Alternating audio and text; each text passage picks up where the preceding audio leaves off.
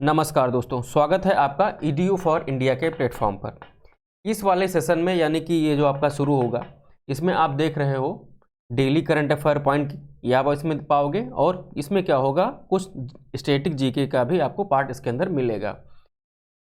तो ये आज का जो 20 जनवरी 2023 है, आज का यहाँ पर कुछ न्यूज़ है और कुछ उसी संबंध में स्टैटिक जीके है जो आपके यूपीएससी, यूपीपीसीएस, आरओ और एसएससी टाइप के जो एग्ज़ाम्स होते हैं तो उनके लिए बेहद ही महत्वपूर्ण है। तो चलिए स्टार्ट करते हैं, देखते हैं इनके अंदर क्या क्या शामिल है। तो साइक्लोन फर्स्ट यानी कह सकते हैं जिसे आप चक्रवात फर्स्ट के नाम से भी अगर आप एग्जाम में आए तो उसे ध्यान रखना है। तो ये क्या है, ये भारत और मिस्र का एक संयुक्त सैन्य अभ्यास है और ये पहला सैन्य अभ्यास है और यह 14 दिनों के लिए चलेगा और ये राजस्थान के जैसलमेर में कंडक्ट किया जाएगा। एक और यहाँ पर है डेजर्ट वॉरियर। तो डेजर्ट वॉरियर एक क्या है, भारत और मिस्र के मध्य वायु सेनाओं का एक युद्ध अभ्यास होता है, इसे भी ध्यान रखना है आपको। और ये साइक्लोन जो फर्स्ट यानी कि चक्रवात जो फर्स्ट है, ये पहली बार हो रहा है, तो इसे भी आपको ध्यान रखना है।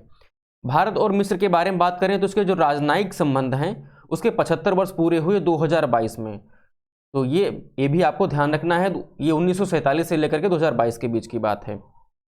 राजनयिक संबंध यानी कि डिप्लोमेटिक जो आपके रिलेशंस होते हैं देशों के मध्य, उनके लिए। अब भारतीय गणतंत्र दिवस की अगर बात करते हैं यानी कि 26 जनवरी 2023 को मुख्य अतिथि कौन होंगे, तो मिस्र के राष्ट्रपति अब्देल फतह अल सीसी जो होंगे मुख्य अतिथि। चलिए अगला देखते हैं। अगला दिया हुआ है कि जयपुर लिटरेचर फेस्टिवल, तो ये 19 जनवरी से शुरू होगा और 23 जनवरी तक चलेगा 2023 में। और ये कहाँ पर होगा, ये जयपुर में होगा। जयपुर को हम पिंक सिटी के नाम से भी जानते हैं, तो इसे भी हमें क्या करना है, याद रखना है। और ये कौन सा, ये 16वां संस्करण है 2023 में। सबसे पहले हुआ था ये 2006 में, यानी कि कह सकते हैं 2006 में शुरू हुआ था और दुनिया का सबसे बड़ा मुक्त साहित्यिक उत्सव है, ये आपको ध्यान रखना है। जयपुर क्या है, उसे गुलाबी सिटी के नाम से जानते हैं, पिंक सिटी के नाम से जानते हैं। और 1876 में क्या हुआ था, प्रिंस अल्बर्ट के जो यात्रा हुई थी तो उनके सम्मान में क्या किया गया था, इसको पिंक रंग से रंगा गया था। और प्रिंस ये अल्बर्ट हैं कौन, मतलब थे कौन, तो ये महारानी जो विक्टोरिया थी उनके हस्बैंड थे, उनके पति थे। इसकी स्थापना जो कहें तो 1727 ईस्वी में सवाई सिंह जो द्वितीय थे उनके द्वारा की गई थी और यूनेस्को की वर्ल्ड हेरिटेज सिटी की जो लिस्ट है उसमें शामिल है। और ये कब शामिल किया गया था, ये 2019 में इसे शामिल किया गया था। चलिए अगला देखते हैं। अगला दिया हुआ है केरल में। केरल में क्या है कि 18 वर्ष से अधिक आयु की जो छात्राएं हैं यानी कि हायर एजुकेशन में, उनमें जो मासिक धर्म के का जो अवकाश है उसकी घोषणा की गई, जिससे आप क्या कह सकते हैं, मेंस्ट्रुएशन लीव। तो उसकी घोषणा राज्य सरकार द्वारा की गई है। तो राज्य सरकार के द्वारा जो संचालित वहाँ पर उनके उच्च शिक्षण संस्थान हैं तो उनमें ये चीज़ें जो हैं अवकाश मुहैया करवाया जाएगा। अब यहाँ पर बात करते हैं, एक दूसरा भी एक करंट पॉइंट बनता है यहाँ पर, कोल्लम। तो कोल्लम क्या है, केरल का एक जिला है, ये भारत का पहला संविधान साक्षर जिला है, तो इसे भी ध्यान रखना है, ये आपका स्टैटिक या करंट का पॉइंट बनता है। अब देखते हैं 21 जनवरी। 21 जनवरी को क्या होता है, 3 राज्यों का स्थापना दिवस होता है। 3 राज्य कौन कौन से हैं, एक तो है मणिपुर, दूसरा है मेघालय और तीसरा है त्रिपुरा। अब इनकी बात करते हैं। 21 जनवरी 1972 को भारत सरकार द्वारा उत्तर पूर्वी क्षेत्र पुनर्गठन अधिनियम, ये था 1971, इसके तहत इनको राज्य का दर्जा दिया गया। अब देखते हैं यहाँ पर कि राज्य हैं कौन कौन से। तो राज्यों की अगर बात करते हैं, देख लेते हैं। यहाँ पर सबसे पहले दिया हुआ है मणिपुर, तो ये मणिपुर हो जाता है।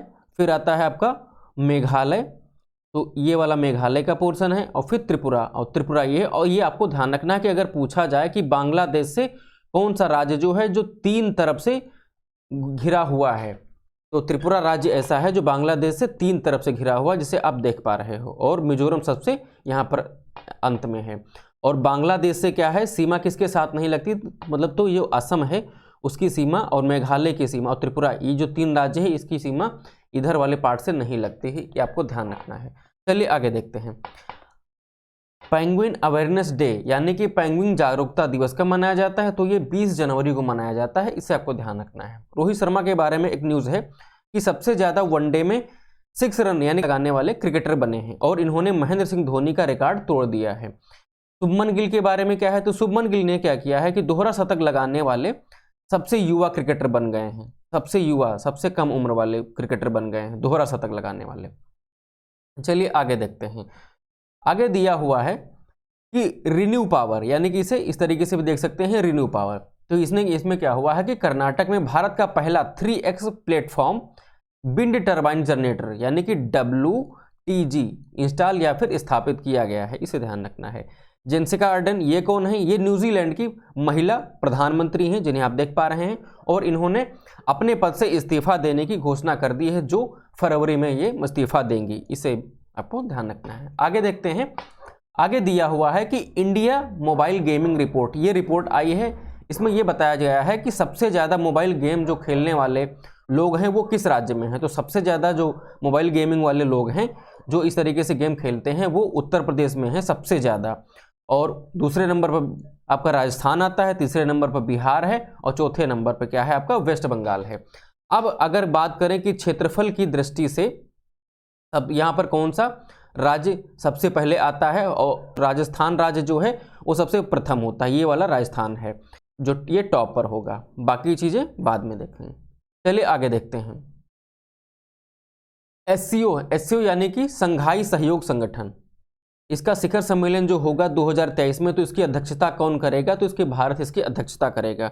इसकी स्थापना 1996 में हुई थी, जिसे संघाई 5 के नाम से जाना जाता था। इसका मुख्यालय बीजिंग में है, और बीजिंग कहाँ पर? चीन में। और 2001 में क्या हुआ, इसे SCO यानी कि संघाई कोऑपरेशन ऑर्गेनाइजेशन इसका नाम रख दिया गया। फिर 2017 में क्या हुआ, इसमें भारत और पाकिस्तान 2 देश शामिल हुए, और इस समय इसमें कितने हैं? कुल 9 सदस्य हैं। नवीनतम सदस्य की बात करें तो वो ईरान है, बाकी 8 सदस्य कौन है वो यहाँ पर आप देख सकते हैं। चलिए आगे देखते हैं। पाल्बोसिक्लिव क्या है? यह एक दवा है ब्रेस्ट कैंसर या फिर कह सकते हैं स्तन कैंसर की। MSN ग्रुप द्वारा क्या है, ये पहली जेनेरिक दवा है जो लॉन्च की गई है। जेनेरिक दवा मतलब क्या है? पेटेंट फ्री दवा है, जिससे कि क्या होगा कि लोगों को सस्ते दामों पर मुहैया कराई जा सकेगी। तो ये MSN के द्वारा ऐसा किया गया है। अब आगे देखते हैं नमस्ते वर्ड। तो नमस्ते वर्ड क्या है? यह एक खिलौना ब्रांड है जो भारत सरकार के द्वारा लॉन्च किया गया है हैदराबाद में, इसे आपको ध्यान रखना है। और इसे क्या होगा कि भारत को आत्मनिर्भर बनाने के लिए क्या होगा, एक कदम है। आगे देखते हैं जम्मू कश्मीर में। तो जम्मू कश्मीर क्या है? ई गवर्नेंस को पूरी तरह से अपनाने वाला भारत का पहला केंद्र शासित प्रदेश है, जिसे आप यूनियन टेरिटरी कहते हैं। अब देखते हैं नीलमणि फुकन के बारे में। ये क्या है? ये प्रसिद्ध असम के कवि रहे हैं, और 89 वर्ष की उम्र में इनका अभी हाल ही में निधन हो गया, और 2020 में इन्हें 56वां ज्ञानपीठ पुरस्कार प्रदान किया गया था, इसे आपको ध्यान रखना है। तो 56वां इन्हें दिया गया, तो 57वां किसे दिया गया? तो दामोदर जो मोजा हैं इन्हें 57वां ज्ञानपीठ पुरस्कार दिया गया। और 1990 में नीलमणि फुकन साहब को पद्मश्री से सम्मानित किया गया था, और 1981 में इन्हें साहित्य अकादमी पुरस्कार दिया गया था। किसके लिए? इनकी एक कृति थी कविता, उसका नाम था कविता, और ये था क्या, इसके अंदर कविताओं का संग्रह था, तो इसके लिए इन्हें साहित्य अकादमी पुरस्कार 1981 में प्रदान किया गया था।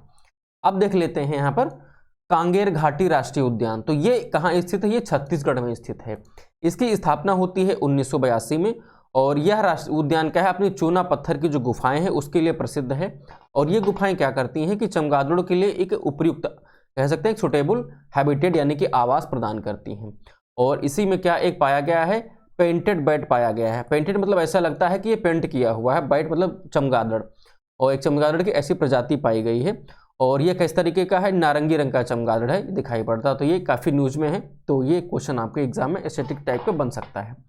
फिर आगे देखते हैं शुक्र मिशन, यानी कि जिसे हम वीनस मिशन के नाम से भी जानते हैं, और ये इसरो द्वारा एक मिशन था जिसे 2023 में लॉन्च करने की योजना थी, लेकिन अब इसे 2031 तक लॉन्च करने की योजना या बनाई जा रही है, या इसकी संभावना की जा रही है। इसका कारण क्या है? पहला तो कारण यहाँ है कि बजट की कमी, क्योंकि जो बजट है तो इससे पहले जो बहुत सारी योजनाएं हैं, जैसे कि गगनयान मिशन जो मानवयुक्त मिशन है भारत का, तो उसके लिए अलॉट कर रखा है, और भी कई सारे मिशन हैं। और दूसरा कारण ये हो सकता है कि 19 माह में क्या होता है, एक बार ऐसा कहते हैं अवसर आता है जब कहते हैं कि पृथ्वी और आपका यानी कि जो शुक्र है ये सबसे निकटतम होते हैं। तो ये भी ध्यान रखना पड़ता है कि जब सैटेलाइट लॉन्च की जाए तो दूरी जब कम होगी तो कम ईंधन कम समय लगेगा, और सैटेलाइट वहाँ तक पहुँच जाएगी, उसके ऑर्बिट में एंट्री कर जाएगी वीनस की यानी कि शुक्र की। तो ये कारण ए भी हो सकता है। चलिए आगे देखते हैं। आगे दिया हुआ है मैत्री पाइपलाइन डीजल, तो ये किसका है? ये आपका इंडिया और बांग्लादेश का है। तो इंडिया बांग्लादेश मैत्री पाइपलाइन डीजल के लिए, तो भारत बांग्लादेश के मध्य में डीजल की आपूर्ति के लिए शुरू की जाएगी, और इसे क्या कह सकते हैं? IBFPL लिख करके भी आया, तो आपको ध्यान रखना है। इस समारोह का आयोजन कब किया गया था? सितंबर 2018 में किया गया था वीडियो कॉन्फ्रेंसिंग के द्वारा, जिसमें प्रधानमंत्री नरेंद्र मोदी साहब और प्रधानमंत्री शेख हसीना ने इसमें पार्टिसिपेट किया था। इसकी लंबाई की बात करें तो लगभग 131 किलोमीटर लंबी है, और इससे होगा क्या कि भारत से डीजल का आयात किया जाएगा बांग्लादेश की तरफ। बाकी चीज़ें यहाँ पर आप देख सकते हैं। एक और रिपोर्ट जारी की गई है, वो रिपोर्ट है वर्ल्ड ऑफ स्टेटिक रिपोर्ट। इस रिपोर्ट के अनुसार बताया गया है कि शाहरुख खान दुनिया के चौथे सबसे धनवान मतलब रिचेस्ट एक्टर यानी कि बन चुके हैं, और इनकी जो नेटवर्थ है वो $770 मिलियन है, जो यहाँ पर भी आप देख पा रहे होंगे।